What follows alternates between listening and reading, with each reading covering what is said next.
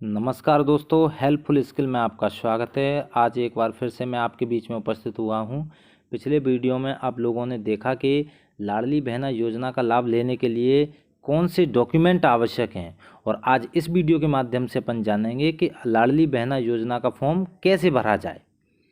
देखिए दोस्तों, मैं मानता हूं कि पूर्ण जानकारी होने के बावजूद भी फॉर्म भरते समय कुछ ना कुछ गलतियां हो ही जाती हैं, जिसके कारण किसी भी योजना का लाभ समय से नहीं मिल पाता है आप लोगों को। तो फॉर्म भरते समय ये विशेष ध्यान रखें कि किसी भी प्रकार की कोई भी गलती होने की गुंजाइश ना रहे। इसलिए आज मैंने ये वीडियो बनाया है आपके लिए।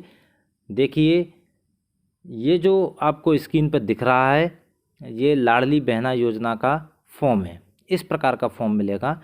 जहाँ भी आप भरने जाएंगे इसका फॉर्म, सरकार द्वारा समुचित व्यवस्था की जाएगी इसकी वैसे तो, पर फिर भी सेंटर पे जहाँ आप भरने जा रहे हैं या जहाँ ये व्यवस्था की गई है, वहाँ मान लो भीड़ ज़्यादा है तो आप अपने हाथ से भी ये फॉर्म भर सकते हैं। और मेरा मानना है कि आपको अपने हाथ से भरना भी चाहिए, जिससे कि आगे के लिए भी अपन को क्या है, नॉलेज हो।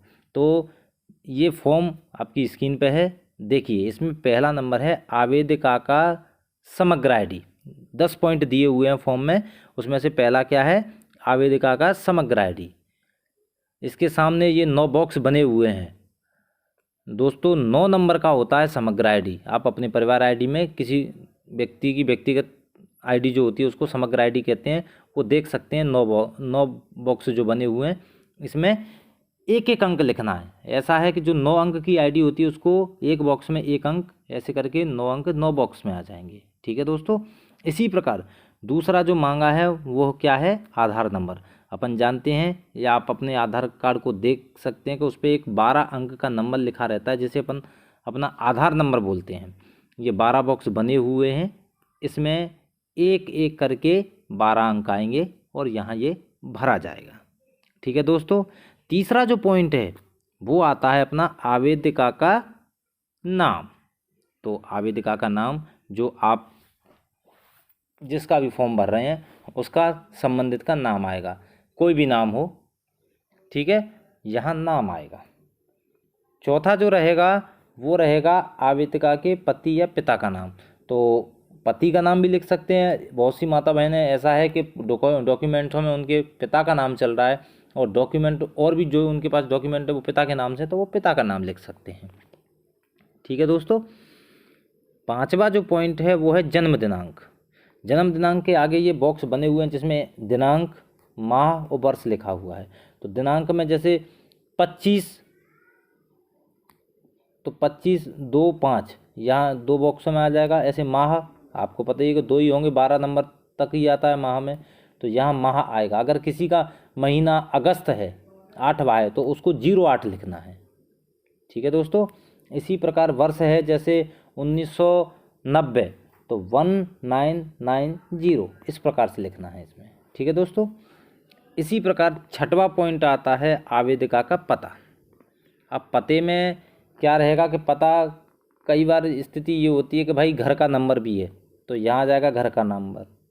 अगर घर का नंबर नहीं है तो यहाँ डैश हो सकता है। इसके बाद दूसरा लिखा है ग्राम/शहर। तो यहाँ आपका जो गांव है उसका नाम, अगर गांव नहीं है, आप तहसील कस्बे में रहते हैं या शहर में रहते हैं, तो उस शहर का नाम। इसके बाद आगे देखिए लिखा है जिला। तो जिला के बाद आएगा, जैसे आप जिस भी ज़िले में निवास करते हैं उस ज़िले का नाम आएगा। फिर आगे पिन कोड लिखा है और 6 बॉक्स बने हुए हैं। तो पिन कोड दोस्तों 6 नंबर का होता है। तो इसमें जहां आप रहते हैं, जिस जगह निवास करते हैं, उस क्षेत्र का पिन कोड लगेगा। ठीक है दोस्तों। अब अगला जो पॉइंट आता है 7वां, जिसमें लिखा है आवेदिका का मोबाइल नंबर। इसमें आपके 10 अंक का मोबाइल नंबर आ जाएगा। वो पैटर्न वही है, हर जगह बॉक्स बने हुए हैं और एक बॉक्स में एक ही अंक लिखना है। ठीक है दोस्तों। अब 8वां पॉइंट आता है वर्ग। वर्ग में यह है कि आप किस वर्ग से आते हैं। जैसे पहला है सामान्य, दूसरे पे लिखा है अजा। अजा मतलब होता है अनुसूचित जाति। तीसरे पे लिखा है अजजा, अनुसूचित जनजाति। तो ये हो गई अनुसूचित जनजाति। सबसे लास्ट में लिखा है अपेव अन्य पिछड़ा वर्ग। तो आपका जो भी समूह हो, जो भी वर्ग हो, उस पर केवल टिक करना है, राइट का निशान लगाना है। देखिए आगे उसमें एक कोष्टक में बना हुआ है कि राइट लगाएं, जो भी आपका वर्ग हो। ठीक है दोस्तों। उसके बाद 9वां पॉइंट आता है जिसमें लिखा है क्या सामाजिक न्याय विभाग की पेंशन प्राप्त कर रहे हैं। अब हाँ या ना, ये आपको ऑप्शन चुना है। अब ये क्या होता है कि सामाजिक न्याय विभाग की पेंशन? सामाजिक न्याय विभाग की पेंशन का मतलब है आपको वृद्धा पेंशन, वो सामाजिक न्याय विभाग की पेंशन होती है। विधवा पेंशन, वो भी सामाजिक न्याय विभाग की ही होती है। विकलांग पेंशन, ये भी सामाजिक न्याय विभाग की पेंशन होती है। और अन्य जो भी आपको अगर कोई पेंशन मिलती है तो हाँ लगाएं, नहीं तो क्या है, नहीं पे राइट का निशान लगा दें। ठीक है दोस्तों। ऐसे 10वां पॉइंट आएगा इसमें विवाह की स्थिति। अब विवाह की स्थिति क्या रहेगी? विवाहित हैं, विवाहित पर टिक कर दें। अब सेकंड है तलाकशुदा। अगर ईश्वर ना करे पर अगर तलाक हो गया है तो तलाक वाले ऑप्शन पर टिक कर दें, राइट का निशान लगा दें। ऐसे ही अगला ऑप्शन आया है विधवा। तो अगर ऐसी स्थिति है तो विधवा पे कर दें। और चौथा जो ऑप्शन है वो है परित्यागता। तो इसमें ये वो होता है जो कोई भी माता बहन अपने पति से अलग रहती हैं या पति ने त्याग दिया है, ये ऑप्शन वो है, तो यहाँ टिक कर सकती हैं। ठीक है। उसके बाद ये 10 पॉइंटों की फॉर्मेलिटी जो थी वो कंप्लीट हो गई आपकी। उसके बाद आता है आवेदक द्वारा की गई घोषणा। अब आवेदक द्वारा की गई घोषणा में ऊपर लिखा हुआ है, ये देखिए आप, कि मैं घोषणा करती हूँ कि, और कोष्टक में लिखा है राइट का निशान लगाएं।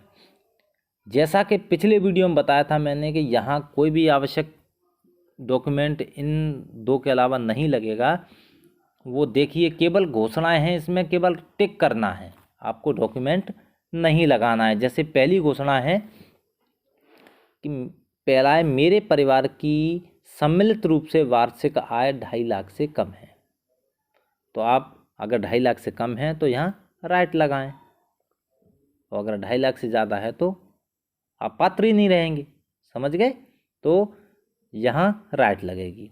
इसके जस्ट सामने देखिए आगे, और मैं स्वयं तथा मेरे परिवार का कोई भी सदस्य आयकर दाता नहीं है। आयकर दाता का मतलब जो टैक्स भरते हैं, इनकम टैक्स भरते हैं। आप इनकम टैक्स जब 2.5 लाख से कम आय होगी तो इनकम टैक्स में आओगे ही नहीं आप। तो यहाँ भी क्या है, राइट लगानी है। फिर है अगला जो बॉक्स है बनना है, नीचे देखिए कि मेरे स्वयं या मेरे परिवार के कोई भी सदस्य केंद्र / राज्य सरकार के शासकीय विभाग, मंडल, उपक्रम, स्थानीय निकाय में नियमित / संविदा कर्मी या स्थायी कर्मी में नियोजित नहीं है तथा सेवानिवृत्ति के पश्चात पेंशन प्राप्त नहीं कर रहा है। तो इसका सीधा स्पष्ट यह है कि आपके परिवार में कोई भी व्यक्ति स्टेट गवर्नमेंट या सेंट्रल गवर्नमेंट, राज्य या केंद्र की किसी नौकरी में तो नहीं है।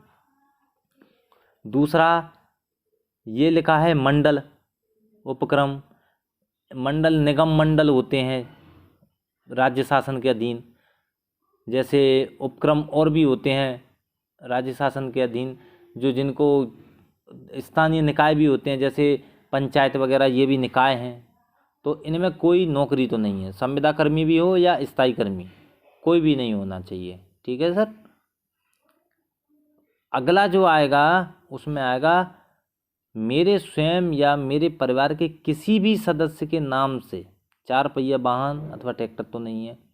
अगर आपका जो भी परिवार कौन का क्या कहा जाएगा, जो परिवार आईडी है उसमें जो सदस्य हैं वो क्या कहलाएंगे, परिवार कहलाएंगे। तो परिवार में 4 पहिया की गाड़ी तो नहीं है, और 4 पहिया की गाड़ी ट्रैक्टर भी अगर है तो ट्रैक्टर तो नहीं है। वो चीज़ भी आपको क्या करना है, शो करना है। अगला है इसके जस्ट सामने देखिए कि मेरे परिवार के पास 5 एकड़ से अधिक भूमि तो नहीं है। मतलब अगर देखो 5 एकड़ से ज़्यादा भूमि है तो आप पात्रता से क्या हो गए, बाहर हो गए। अगर 5 एकड़ से कम है तो राइट का निशान लगा दीजिए इसमें, ठीक है।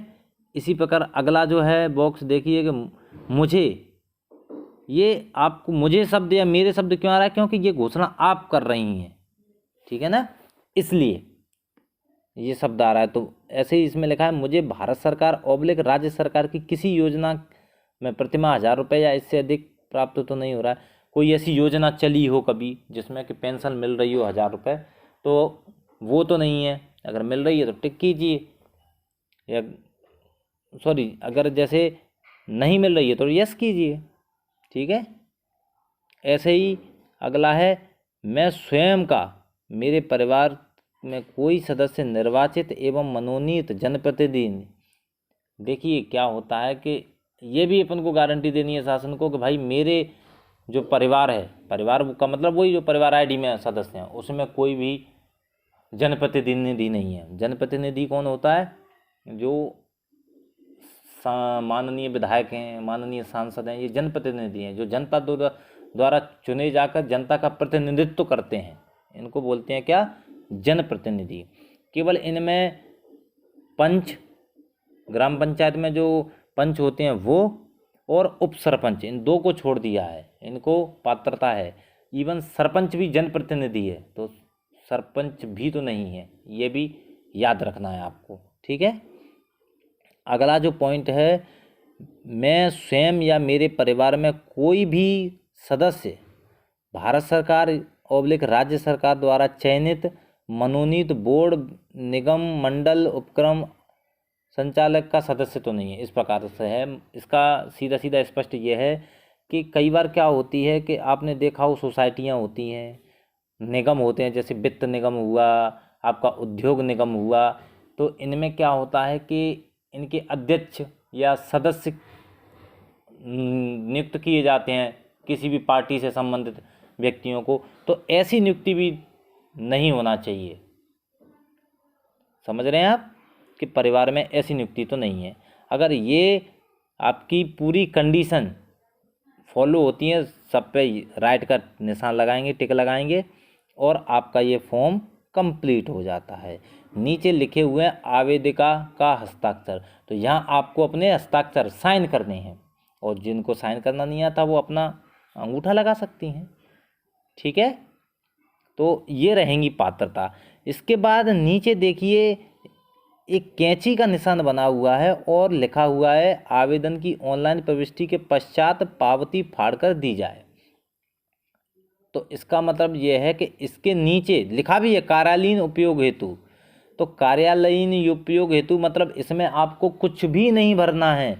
ये सब जो फॉर्म भरेंगे, जो आपकी ये इन्फॉर्मेशन जाएगी, उससे जो ऑनलाइन प्रिंट आउट निकलेगा वो आपके लिए रहेगी एक प्राप्ति, जिसको पावती बोलते हैं, वो रहेगी आपके लिए। तो ठीक है दोस्तों, इस प्रकार से आप अपना फॉर्म कंप्लीट और बिल्कुल सही तरीके से भर सकते हैं, कोई भी गलती की गुंजाइश नहीं होगी, और समय रहते हुए सही समय पर योजना का लाभ प्राप्त कर सकते हैं। अगर आपको अभी भी कोई समस्या है और कोई परेशानी है, कोई चीज़ समझ में नहीं आ रही है, तो आप कमेंट के माध्यम से हमसे पूछ सकते हैं, हम आपकी समस्या का निराकरण करेंगे। ठीक है, धन्यवाद दोस्तों।